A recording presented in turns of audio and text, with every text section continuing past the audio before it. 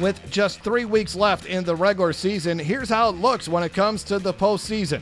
Once again, we'll have split playoff brackets with non-select schools on one side and private schools or select schools competing in their own postseason.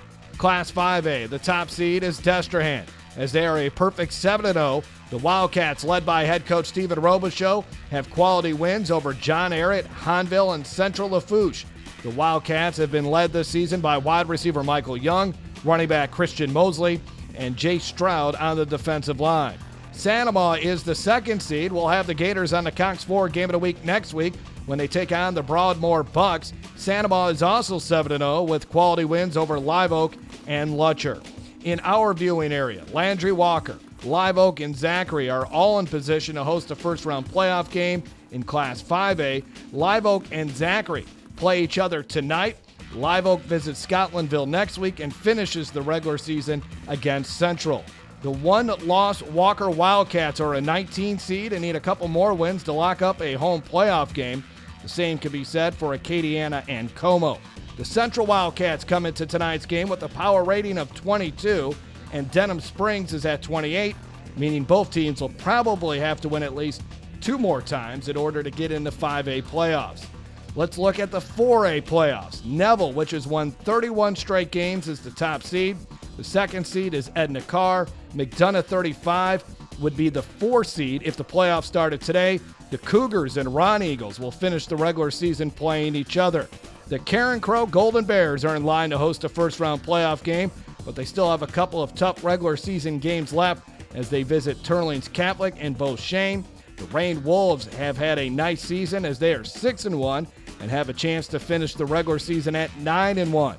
Plaquemine, Breaux Bridge, Westgate, and Warren Easton and Woodlawn are all in solid position to make the playoffs in 4A, while Cecilia and St. Martinville are on the bubble. In Class 3A, West Feliciana is the top seed, followed by Jennings and Lutcher, who beat St. James last week in a rematch of the Class 3A championship game. The Bulldogs will be our game on CST on Week 10 when they host De La Salle. ERAF, St. James, and Kaplan could also host a first-round playoff game with a strong finish. The Bruley Panthers will likely be in the 3A playoffs as well. Bruley is 5-2, and they have a big game next week when they host University High. Donaldsonville and North Vermilion are on the bubble. On the select side in Division 1, John Curtis would be the top seed if the playoffs started today. Undefeated Scotlandville is the second seed, and the Catholic Bears, who are the defending champs in Division 1, is the 3 seed. Catholic has a big PowerPoint game tonight as they host Sanoma. The top 3 teams in this division get a first-round bye into the quarterfinals. Rummel and Brother Martin are in good position to host a first-round playoff game. Division 2, Parkview Baptist, along with Vanderbilt Catholic, De La Salle, and Loyola Prep, are in position to get a bye into the quarterfinals. University, St. Thomas More, and Turlings Catholic will likely host a first-round playoff game if they finish strong. Division 3, the defending champs in that division, Notre Dame, has the top spot in the power rankings. The Pioneers beat Riverside in last year's title game, and the Rebels are second in power points in Division 3. St. Charles Catholic is the number 3 seed. Coach Frank Monica has done an excellent job with a young team as the Comets are 6-1 heading into tonight's big game against Riverside. Our final regular season game on Cox 4, Dunham, who ranks 9th in the Division 3 power ratings, host Episcopal, who is a 15 seed.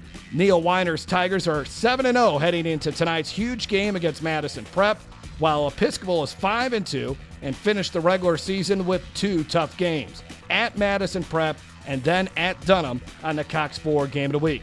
So there's a look at the playoff picture with just 3 games left in what has already been an exciting regular season.